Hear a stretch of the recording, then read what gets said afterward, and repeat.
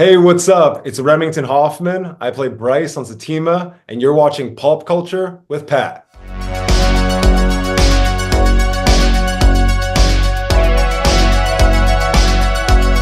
Hey guys, welcome back to Pop Culture with Pat. So I'm so excited to be joined by today's guests. Today we are talking Zatima Season 3 with Bryce himself, Remington Hoffman. Thank you so much for coming on the show today, Remington. Thank you so much for having me, Pat. I'm really excited to be here. Thanks, man. Yeah, great to have you, man. So I just wanted to kind of kick things off for a new guest on the channel. I like to ask them about, where did your love for just film and television kind of come from in the first place? Hmm. I'd say that a big part of film and my love for it was from my neighbor. He was my Okay. babysitter, and he would show us a lot of films when we were kids. Um, and I remember him telling us to be quiet and him telling us to watch it and be quiet and don't interrupt anything. And so he kind of built like a good film environment for me to really take in the stuff he wanted to show us. Yeah, and do you have any favorites that you have like that come to mind from like growing up or I mean, definitely Pulp Fiction. When oh I there first saw Pulp Fiction, that was I felt like that was a transformative story. And I liked the concept of being an ensemble. It was very much an ensemble cast, and it felt to me, being young and watching that the lead was kind of changing, and I didn't know who really the lead of the film was because it's kind of these vignettes of these main character ensemble lives. yeah. And I just loved the shot that Quentin Tarantino did of Bruce Willis when he's going back to go get his father's watch, and you know that there's these assassins in there and they're waiting and he could possibly die, and he goes and it's this really long shot where they're following kind of over this fence and through this field and into the house. And I remember just watching that shot, and it impacted me in a different way than other films I'd seen before. I mean, you can't get much better. I mean, classic the film, but then Quentin Tarantino, I mean, the guy's a legend. So I mean, can't get much better than that for sure. Yeah. Yeah, that was really impactful for me. I loved that film. And then a lot of other films as well. Yeah, and so, talking about the show, we're on season 3 right now. You play the character of Bryce. This is your third season of getting to live with and explore this character. What have been some of your favorite elements to explore with this character throughout the show so far? I'd say that my character's bisexual, and I think that finding my way into that is important for the character. And I think that also the fact that he's Asian American and he's trying to find his way into Black culture and into this group of people that come from a different background than him, that have different cultural roots than him, and he's very drawn to it. And the idea of him being in that way kind of a double outsider, that he's both dealing with his sexual orientation in a different way than the other characters on the show, and his cultural connection and attitude uh, inside this really tight knit group of friends, I think is kind of the most important things that I look to when I was shooting the project and when we've been shooting the project. Yeah, and so and playing a character like this, for several seasons, has there been anything along the way that Bryce has maybe taught you about yourself? Yeah. Yeah, I think Bryce has taught me to really embrace myself and love myself and to be more myself and to accept all of who I am. And yeah, it's been such a pleasure playing Bryce on Satima because it's kind of that, like, I learned something from the character and then maybe something happens in my real life, and I do my best to portray that through the character as well, and it kind of goes back and forth. So I've been really thankful to Tyler Perry for writing such a dynamic character for a show and casting me in it. I feel like those are some of the best characters when you get to play too, and they have you can learn so much from them, going throughout, the time that you're playing them on the series and, and vice versa, like you said. Now, when you first got the scripts for season 3, obviously, what we've seen so far, is there anything, what were you like most excited to film, whether it was a particular scene or a particular episode from this season? Oh, I was definitely really excited. I mean, so part A has come out, Yeah. episodes 1 through 10 have come out, and then in the beginning of December, part B will be released. Yeah, so only December stuff that's come out so far. 11 through 20. So I'll just talk about what has come out so far. And definitely the car crash.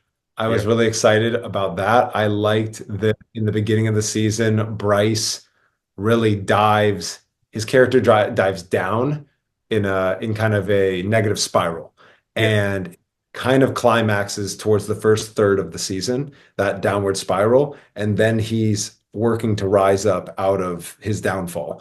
And so just that arc I was really excited about. I was excited that they had wrote it so definitively that he is kind of imploding on himself. And I really loved all of the relationship scenes with Angela. I always love shooting with Nzinga Imani, who plays Angela. And I love this kind of back and forth and romance and connection and then lack of connection between the two of them and how that's kind of this ongoing love story that I really enjoy playing with, and I really enjoy working with Nzinga. So been a really good part of this part of the season. And now looking back over the past three seasons as well, was there anything about the character that maybe wasn't originally in some of the scripts that you felt that you really wanted to bring to the character, whether it was part of your personality or just something that you wanted to inject in the character yourself to make it your own? Well, I remember in season 1, I have this kind of pinnacle moment where my character's coming on the scene and kind of being introduced. And I said, easy peasy Japanesey. And I improv that line when I was working with Deval, the lead, when Yeah. we would rehearse at night. And he was like, you have to keep that, you know? And I was like, oh, well, I just met Mr. Perry. Like, I'm just on the show. Like, you've been on Sisters. Like, I don't want to just come on this set and start changing lines or whatever. He's like, you're not changing lines. He's like, we're gonna stick to the exact script. He's all, but that's funny. You got to say that. And so the next day when we went on set, we were going through the scene and I was like, oh, easy peasy Japanesey. And he's like, and Zach kind of reacts like, what? And I heard and Mr. Perry's like standing, like 15 feet over to my right. There's like 3 cameras on us or whatever. And he's there with Deuce, the assistant director. And they start kind of like mumbling a little bit and looking through their pages to So like, what is going on right now? and I was like, and he's like, what'd you say? And I was like, easy peasy Japanesey. And then Mr. Perry starts kind of laughing a little bit. And he starts feeding lines to Deval and me and giving us improv lines to say as pickups. And we kind of like make it through the scene or whatever. And he comes and Mr. Perry comes up to me afterwards and he's like, are you Japanese? And I was all, yes, sir, I'm Japanese. And he's like, all right. He's like, I don't want you improving anything that I can't use. Yeah. And I just remember that being in a way like injecting myself kind of into the character, but also like defining the character in some way and defining their relationship, that they're close, that they're friends, that there's this like deeper banter that they can have with each other. And I really appreciated that Tyler Perry was cool with me doing that. And also I think he knew that I was respectful of his lines and respectful of what he was writing. And then I'm not just going to start going in and changing every Yeah. single word, doing all this craziness. But that was definitely a point that I, injected myself into Man, this. that must have been such a relief for you when you heard him actually laugh, because I'm sure for that couple seconds or whatever it was, it probably felt like it was several minutes just waiting to see what the response was going to be, because you're like, oh no, how is he going to take this? Is he going to be like, no, what are you doing? Make sure you stick to the script. But obviously, that's cool that he let you guys, kind of come up with your own things to make the character your own. Yeah, totally. And DeVal was super cool too because DeVal was the one who he's the lead of the show, him and Crystal. Yeah, And he was like, "Hey man," he's like, "Improv tomorrow." He's like, "If anything happens, I'll just take the heat. I'll just tell that's Tyler really cool. that you that I told you to do it." Yeah. And so that's also really good leadership. And I feel like I have to point that out as well. Yeah, for sure. And so prior to the show, this isn't the first time that you gotten a chance to spend time with a character. You worked on Days of Our Lives. So can you just talk about how that experience prepared you for taking on the role in Satima season, just the show in general, I should say? Yeah, for sure. I would say that I was cast only a few days before season one was shot. So I was like getting my scripts as I was flying to Atlanta and I was shooting Days of Our Lives at that time. And my character had become essentially a series regular at that time on Days of Our Lives. At first, he was, for the first 2 years, Lee Shin was my character on Days of Our Lives. He was kind of coming and going. Yep. And then around that time, they wrote this big story arc for me. I was working on the show for almost a year, and then I booked Zatima. And so they were happening at the same time. And I always wondered if it was helpful for me during the booking process of Zatima because it happened so fast for me. Um, and I guess I was part of like this last round. They couldn't find the character, and I sent in just a tape on Thanksgiving Day. And I thought it was fake. I was like, this isn't a real audition. You know, like this is no Yeah. one auditions on Thanksgiving. It's the one holiday where we don't work. And for 2 days. And I was like, no one's auditioning. This isn't real. And they called me back like Saturday after Thanksgiving, just a couple of days, and they were like, "Hey, this is going to move pretty quick. We're interested in working with you. We want to hire you for this job." Blah blah blah blah, all this stuff, and it was happening really fast.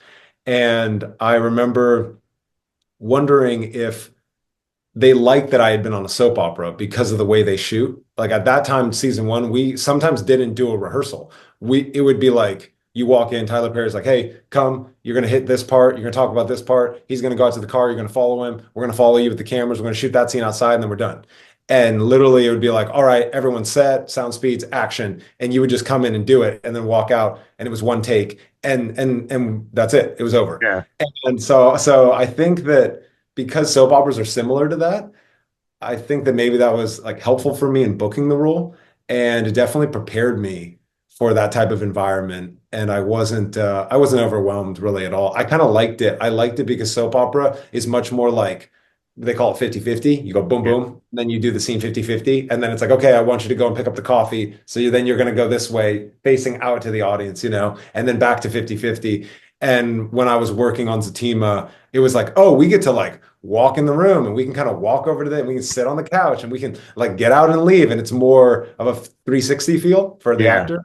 And so I remember that being really helpful and I enjoyed it. But everyone was like, "Oh man, you got to be careful going on that set, man." He's like that those sets rip actors apart, man. Like they only do one take, it's gonna be crazy. And Yeah. yeah, and when I got there, I was like, oh, it's. I think I got so prepared for it being overwhelming that it felt really good and felt really natural, and I liked it. I liked the speed. But I feel like that definitely helped you because if you didn't have that previous experience, maybe going to that from something else where it wasn't filmed like that, that could have been a huge change for you. So it's weird how, every little thing kind of prepares you for the next step, and you just happen to have that before going into Zatima. Totally, totally, yeah. And I love being on Days of Our Lives. I love being on Zatima, and I think that they're really different. And then they had a really nice level of similarities. And I liked what you said about like preparing. It does feel sometimes like you are becoming prepared for things you might not know, and Yeah. then when you're stepping into them, it's like this really wonderful feeling of opportunity where you're like, oh wow, I didn't know that these other things I had been doing that I hadn't even thought about were going to help me in this moment. And Yeah, you're like, so thank I God for feel that fortunate. experience. Yeah, thank God for that experience. Yeah, exactly. And Yeah. we've kind of talked a little bit about it throughout the interview so far, but can you just talk about the process of collaborating with Tyler Perry? I mean, the guy, is a legend in the industry. So, I mean, can you just talk specifically more about that? And was there anything that you've kind of learned from working with him over these past several years as well? Absolutely. I was told by a grip the first season I worked with him that he's all Tyler Perry is a giving man and Tyler Perry is a fair man. And I could feel Mr. Perry's energy on set that he's intense. And it reminded me of playing basketball in high school and college. And it's this kind of like I will appreciate you and respect you if you show up prepared and ready to deliver. And if you show up unprepared and lazy and behind schedule or late, I'm gonna get up your ass. Yeah. And I like that. I like that kind of mentality because it feels fair. Like I was saying, he's fair. And I would say that he's giving in the sense that most of the people I've talked to that are in hair and makeup or in lighting crew or camera or sound. A lot of people have a lot of stories where Mr. Perry helped them financially in a time of need. And I think that sometimes in this time, it feels like there's the giving can be looked at as almost like weakness, like taking care of people and giving and that like to get to like this high level, you need to be like selfish and Yeah. self-absorbed to achieve these kind of like bigger than life goals. And being around him, I've noticed this wonderful balance of his kind of self-confidence and then also that he really loves to give back. And he employs a lot of people. He keeps his production company going and his studio going, and they were the first to go back after COVID. A lot of the protocols were like created after COVID based on Tyler Perry Studios, and that's really, I mean, I'm sure that he wants his business to keep going, but he is so motivated by keeping people working. And I've heard multiple stories from multiple different crew members that were helped on a personal level from Mr. Perry that has nothing to do with their work and that's really inspirational, I Yeah. think, for me.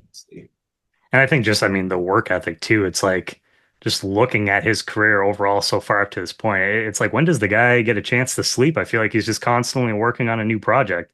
It's amazing. Yeah, I mean, I think he's transferred directing and writing in this season that we're working on that's showing now. And he said that in a big meeting with us, he's like, yeah, he's written and produced and directed something like over 800 episodes of television.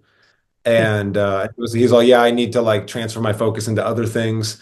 And he's also, I'm going to start, giving the reins over to some different writers and directors and things like that, which is what every studio eventually has to do. Yeah. But it's crazy, man. When we were first working together, I was like, man, this is like the head of Fox, Yeah. like being on the set with us. Like who wrote and directed the TV show, and he's writing and directing, or she's writing and directing every other show that's on the network. It's like kind of crazy, you know what I mean?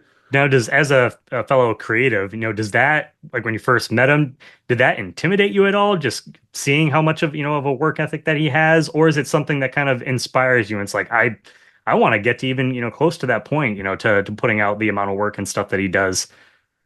Totally. No, I mean being around him always and it did when I first met him and always it psychs me up. I Yeah, get psyched up, definitely. I get psyched up by that energy. I like really intense focused situations and I like an environment where it feels like you kind of got to be a little gritty and tough to yeah, survive. And I'm not saying that like our job is gritty and there's really gritty, tough jobs out there. I have friends that have been in the military and that are veterans and things like that. I'm not saying that like what we or firefighters or first responders. I'm not saying what we do is anything like that. yeah. But when we're on set and it feels like there's kind of a lot of I mean, honestly, it feels like there's a lot of money on the line, is what it Mhm. feels like. It feels like people's jobs are on the line, and you want to do a good job to keep everyone working. And you feel like everyone has come here and they're using their time and finances to make this like artistic project happen. And so that's the pressure I feel as an actor is being able to deliver in that scenario. And I love it. I love that. And I love being around someone who's kind of intense like him. But like I said, he's not mean. He's not unkind. Fair. I don't believe that you need to like be unkind and mean to people, Yeah. be in power. I think that you can be stern, you can be like direct.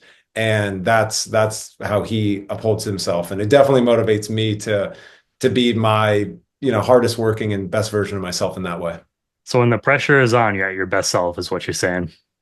I think so. Yeah, definitely, I definitely. know, like That, for me going to school, it was kind of it would get down, which sometimes I think a little bit of like procrastination, but like when it would get down to like the night or two before, and you're doing it kind of like last minute, but then the following day or whenever the paper would come back, you're like, oh wow, I actually got an A on that thing. So sometimes some people just work best under pressure. Yeah, I need a little bit of pressure to get going. I can also be too much of a perfectionist, which stops me Yeah, from doing things, I right? hear you. I know people that are just really good at just, hey, I'm just going to go do it. And I really admire that because if you do that long enough, you will end up stumbling upon things that are truly great. Whereas if you're sitting around thinking, oh, I need this to be great, you might not end up actually doing it. And so yeah, I feel like yeah, I can procrastinate and I like the pressure because then it forces me to actually go, you Yeah. know? Yeah, no, I hear you, man. And is there anything that you can tease about what's maybe coming up on the second part of the season? I know obviously, it's not, out there like right now, but anything that you can tease for fans and just anything else you'd like to say about the show or any other projects that you might have coming up as well. Because I know sometimes you guys can't always like say it unless it's been officially announced, but anything else you'd like to say about like your work in general? Absolutely, absolutely. Yeah. So I would say for the next part of Zatima, it's going to be really cool. The trailer came out, so I can say that, you see Zach in jail and how is that all going to work out? It's very exciting. And I would say for my character, what the audience hasn't seen yet is he's going to go and he's going to be much more in all of the other characters' lives. In the next part of this season, which you haven't really seen Bryce do too much. There's certain characters Bryce hasn't interacted with and he hasn't been around, and you're going to see him interacting and being around a lot of those other characters. And there's a lot of really funny and really dramatic moments that come out of that. Well, that's a nice tease for sure, and I feel like that must have been fun for you getting to maybe work, with some of the individuals that you didn't necessarily get to prior to this. 100%, 100%. Yeah. And speaking about working with other individuals on the show, I'm cultivating different projects with both Giviod and Cameron, who play Nate and Tony on the Yep. show. And yeah, Cameron and I are working on a feature actually right now. We hired a writer and we're in like the second stage of the writing process to create kind of a comedy action piece together and shoot this film, hopefully in the upcoming year. So that would be really exciting. Yeah, Very that's really cool that you guys were able to, obviously work on Zatima, but then also, collaborate on another project outside of that. And just for where fans can stay up to date with all of your work and updates and everything like that, you have Instagram. I don't know, do you have any other social media as well? And I'll put those down in the description for you. Yeah, absolutely. Yeah. People can follow me on Instagram at Remington Hoff. Yeah, Perfect. that's the follow what's going on for me and everything. Yeah. And I Awesome. appreciate all the followers. I appreciate all the fans commenting and all the followers. And I really like to engage with them and hear what they think about the show. And I always like to say that I really appreciate that they let us know that they like what we're doing. And that means the world to us. Yeah, I mean, I'm sure it must be after each, after episodes drop, I'm sure it's probably fun to get kind of to see, theories about maybe what's coming next and different things like that. And you guys are like, oh, you guys have no idea what's coming. Totally. So, and sometimes they're kind of right. Sometimes they're like a little ahead of it too, which is exciting too. Yeah. Yeah, and then you just have to obviously keep it in. But Remington, I just want to say thank you so much for your time today. It was, an honor to have you on here, talk about, your passion for filmmaking and just working on the show. And you are welcome back anytime in the future. Oh, Pat, great to meet you, brother. Great to meet you. Hey, what's up? It's Remington Hoffman. I play Bryce on Satima, and you're watching Pulp Culture with Pat.